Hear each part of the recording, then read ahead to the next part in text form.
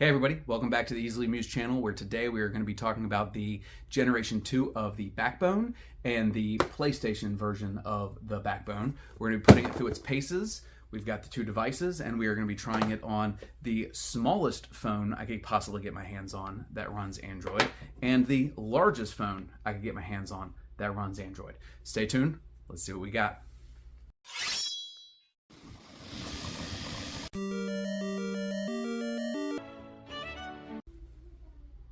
All right, so what is a Backbone device and why do you care?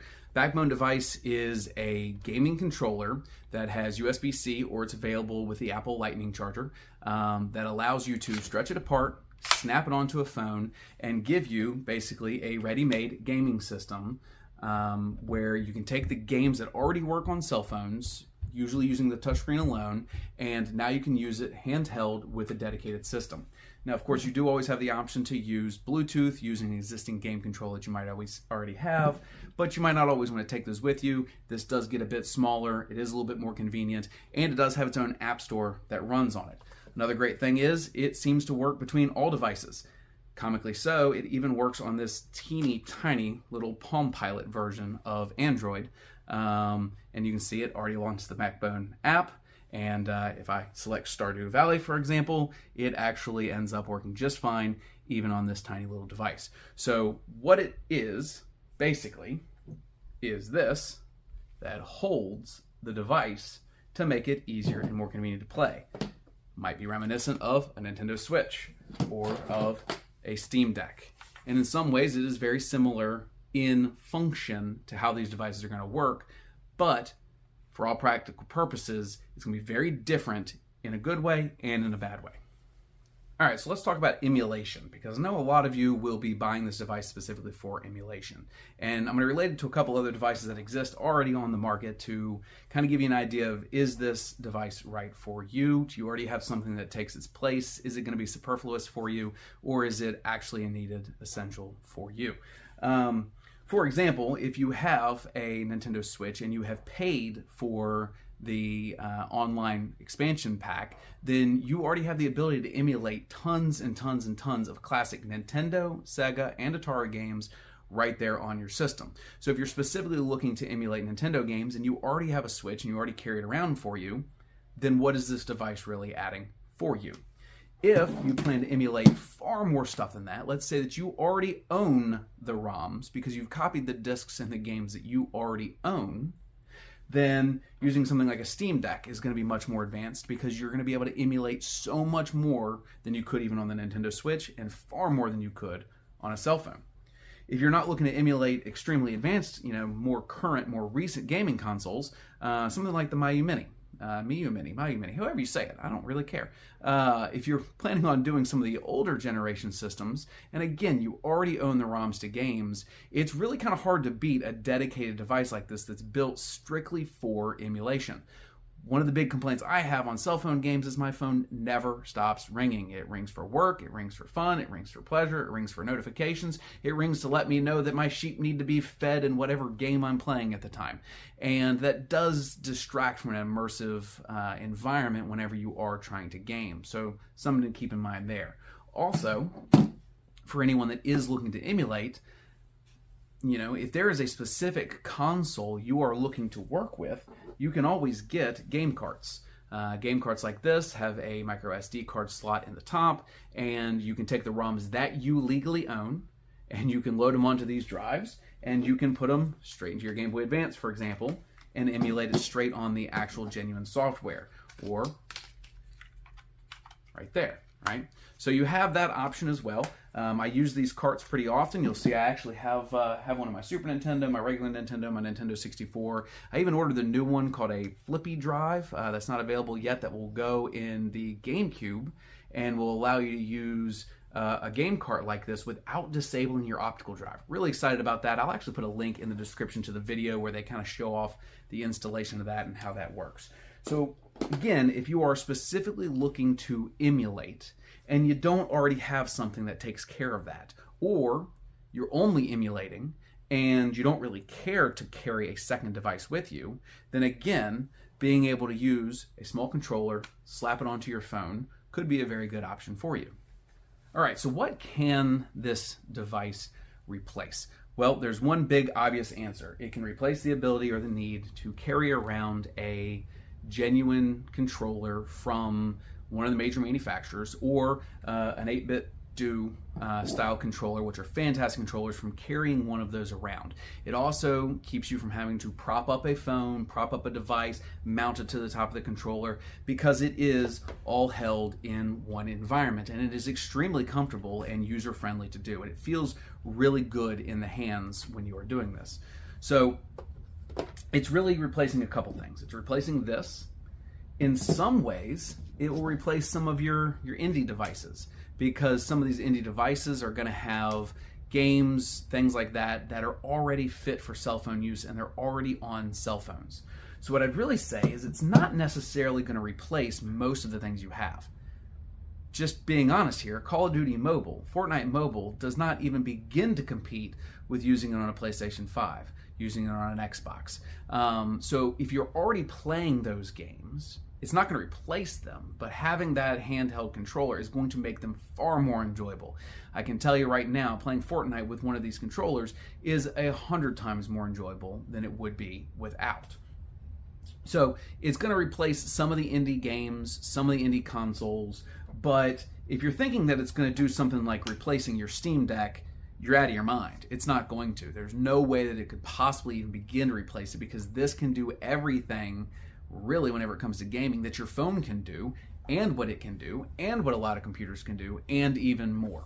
So it's not going to replace a lot of the devices. It's really something that's going to be used in conjunction with your phone to make your phone gaming experience better. Before I get too much further in it, you'll notice I did have two different versions of the same device. So I bought the Generation 2, and you'll notice at the bottom it has the Apple Arcade, Game Pass, Google Play Store, Steam, GeForce Now, Luna, and then it has its own backbone software associated with it as well. I did not realize that whenever I purchased this version, it would not work with PlayStation Remote Play. There are ways of making it play using third-party applications to make it work, but I didn't like the idea of paying for software to make this work on my PlayStation. And even though I do have 6 Xboxes over here, I wanted to be able to do remote play. So I specifically got the PlayStation version as well, because I've got, 8 PlayStations, so I'm more of a PlayStation guy. So, it only took a very short amount of time for my son to be using the other one for him to fall in love with it, and the moment that I realized that, that's when I was able to justify, I'm going to get the PlayStation version for myself. He can take the other one for himself, I'll take this one for me, and I'll be able to do the remote play. So, if you are planning on doing remote play, keep in mind which one you're going to purchase, because it will actually matter. Now, the reviews for the third-party software that allow the black one to work with PlayStation has pretty good reviews, and people say that they like it. There were a couple people saying that it was a trouble, that it didn't work right, didn't seem to work as fluidly as they thought it should. So, just keep that in mind. If you're planning on using it specifically for PlayStation, get the PlayStation one. If you're going to use it for Xbox, get this one. And if you have no intent of doing remote play whatsoever, then it probably doesn't matter. Pick whichever color you prefer. But it seems to me the PlayStation one also does all of the things that were listed at the bottom of the other one. This one is just a PlayStation version, which does have the X's and triangles and such that a PlayStation would have. And neat enough, it actually has the PlayStation logo right there on the back. So it's a nice little touch. It does definitely make me prefer this one over the other one. Just, again, something to keep in mind before you purchase your own. All right, so let's take a minute and let's talk about the App Store. It does have its own App Store built in. And in the App Store, it's similar to any other App Store. I think you have 700 plus games or so available on here. And it's very nice because it's similar to how the Steam Deck will show you that something has been certified to work with Steam Deck. So if you're not familiar, a lot of the games on Steam, of course, are made for a computer and a mouse and may not work with all of the inputs that you have on here very well, or maybe it won't run very well because it's not powerful enough. So when you're surfing through your game store on the Steam, it will kind of tell you like this is, been certified to work on the Steam Deck. Same kind of situation happens here whenever you're using the Backbone app. When you're scrolling through the Backbone app, it's going to show you applications that do work on the device. And the funny thing is, whenever you're surfing through it, you'll see this one. If I click it, it's actually going to open the Google Play Store. because it's not actually downloading the app itself. It's actually just taking you to the Google Play Store. So again, that just kind of strengthens what I was telling you earlier, that it is kind of to be used in conjunction with the phone to make the gaming that you're already doing on your phone better. Or if you hate gaming on your phone like I do, it makes it so that gaming on your phone is absolutely bearable. Now, there is a service fee. It is not required, but there is a service fee, a yearly service fee to have access to the Backbone features. And I'm going to read these features off to you. And I don't think they're that special. So you got the fee, and it's called Plus. They give you 20 plus more features. I could not find a list of the features right away, and I didn't notice any of them whenever I signed up for the 7-day trial. There are other perks for different games and such. For example, I did notice that under the Call of Duty, if you have the Backbone Plus, there are other things that you get because you're doing the Backbone Plus subscription. So if you care about stuff like that, that might be good for you. Personalized game recommendations. Well, there's only 700 games or so on their app store. I don't really need the personalized game ability to have my games personalized for me. I know what I'm looking for. I can surf myself. I used to walk through the aisles of Blockbuster and find my own movies. I can find my own games. And then you can stream directly to Twitch. That might be useful for some people, but for me, the fact that the gaming power is not quite powerful enough, I don't think I would ever find myself streaming from my cell phone directly to Twitch. Especially, I'm using a S24 Ultra to record this video right now, and even as powerful as that phone is, which it is immensely powerful, I feel like you would have some lag, I feel like you would have some issues, and it's just not a road that I would try to go down if I was trying to stream videos out there.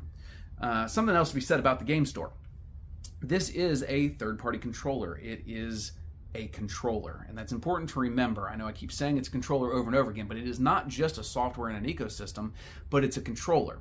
So if you download an emulator, for example, it's not in this game store anywhere, but whenever you open up the emulator, it already works. A lot of times it already recognizes the button layouts and it just works automatically. Fortnite is a perfect example of this. Fortnite is not listed in their game store. You can search through here and you do not find it. But if I go to my phone and I open up Fortnite, it opens up the app, and then when it does finally open, I'm not going to sit here and watch it, the controller works just fine. It just works immediately, but for some reason it is not built directly into it. And I never really was able to figure out why that's the case. Sorry, my other phone is ringing, of course. So, that is your app store that is built in, and what you can do with it and what you cannot do with it. I have extensively tested this both on the least powerful, smallest phone that I have, and the largest phone that I have, and the one I'm recording with right now, the most powerful phone that I have, and I found the experience to be pretty flawless across the board.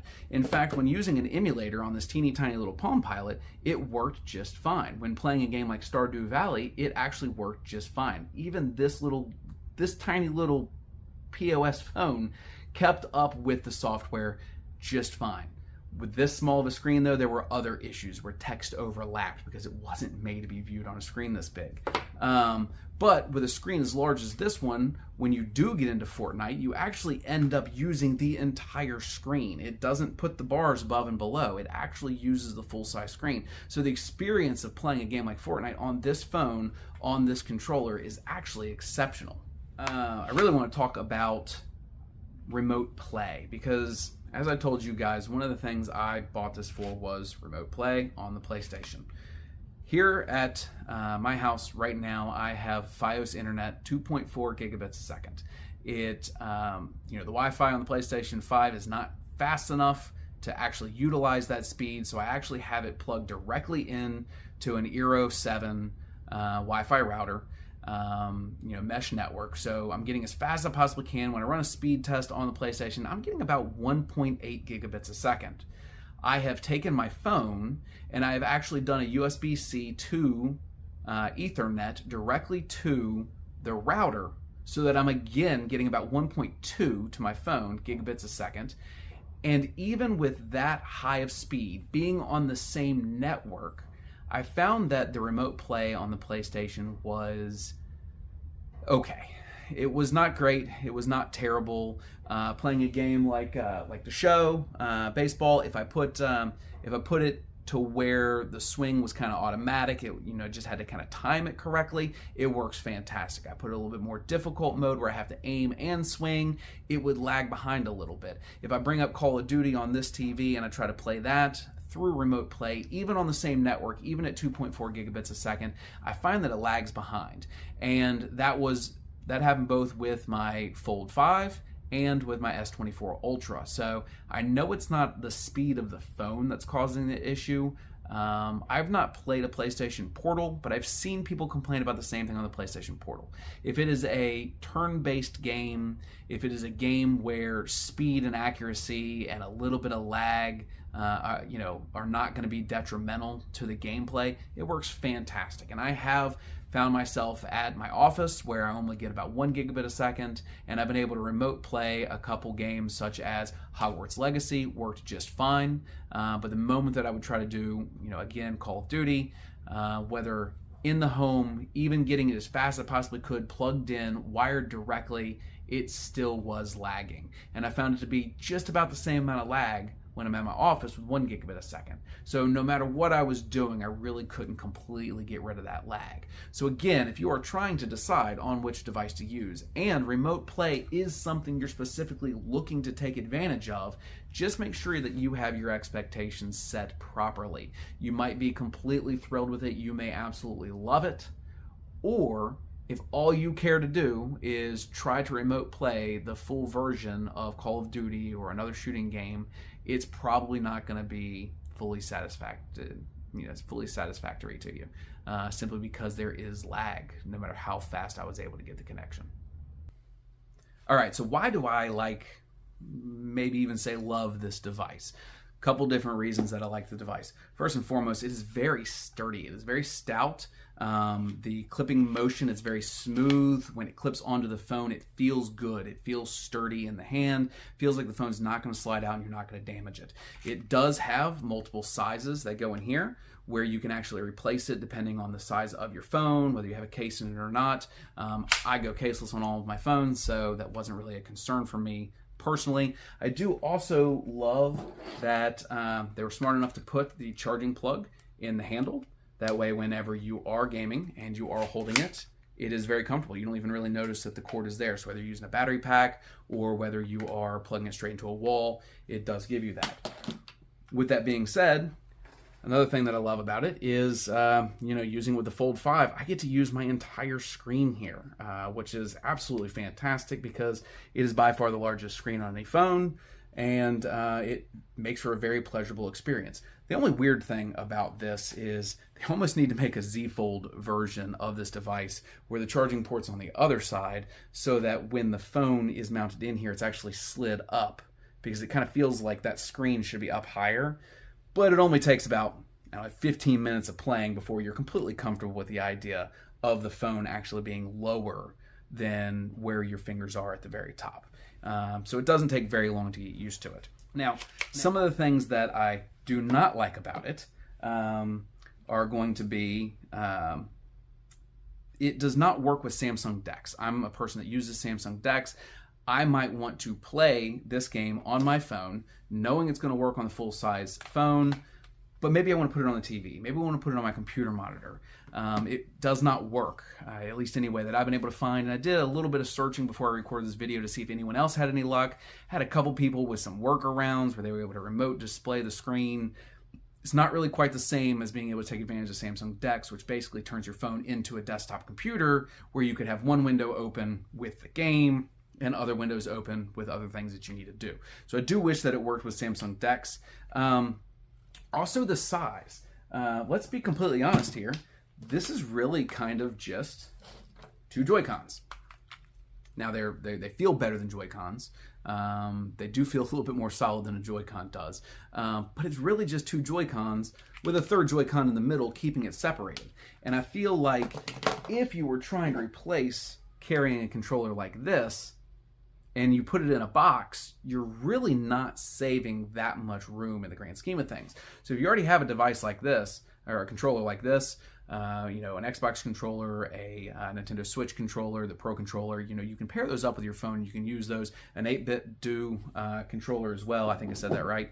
You can get them in all different sizes, all different shapes. So if you're specifically looking for it on a size comparison, I feel like they could have made this fit in your pocket. Whether this is hinged, they rotate, they rock. So I'm hoping, version 3 might find a way to get that to get a little bit smaller, because that is something that I do not really like as well. And even though I said I love that they had the charging port on there for the pass-through charging, something I do not like is, you guys hear me talk on the channel all the time about my wireless chargers, and that does work, but this does not. There's no real comfortable way to hold this device while using any kind of a battery backup charger like this. And I know millions of people out there are using a charger, the Anker version like this, I'll put a link to it in the bottom, is amazing. It powers pretty much all of my devices. I keep this in my pocket all the time. I don't want to have another device in order to be able to charge my phone through this because I use this. So I'd actually have to switch up my entire routine if I was planning on using a battery pack, which, if you're using your phone, let's say a Z Fold, unfolded, full brightness on a screen on this for a multi-hour flight, you're absolutely going to need a battery backup. You're going to run your phone battery dead. So I do like that, but keep in mind, if they had just put that charging plug here, you might be able to comfortably hold it while it's also using a battery backup. All right, so with all that said, would I recommend these devices to you, to friends, to family, to anyone else that I come across?